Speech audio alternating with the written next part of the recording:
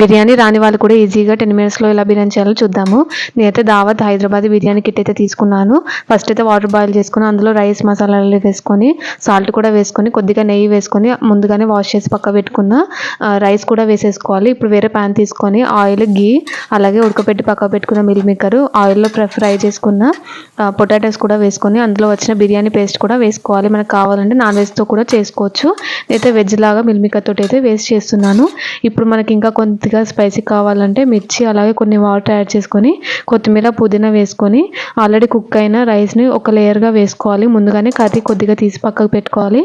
ఇప్పుడు ఆ ముందుగా తీసిన కర్రీని మళ్ళీ ఇంకో లేయర్ లాగా వేసి మంచిగా స్ప్రెడ్ చేసుకోవాలి. నెక్స్ట్ అయితే ఇంకా కొద్దిగా రైస్ని అయితే సెకండ్ లేయర్ లాగా వేసుకొని కొత్తిమీర పుదీనా ఫ్రైడ్ ఆనియన్స్ కూడా వేసుకొని కొద్దిగా వాటర్ కావాలంటే వేసుకోవచ్చు. ఫ్రైడ్ ఆనియన్స్ కూడా వేసుకుంటే 2 మినిట్స్ పక్కకు పెడితేనైతే బిర్యానీ అయితే రెడీ అయిపోతుంది.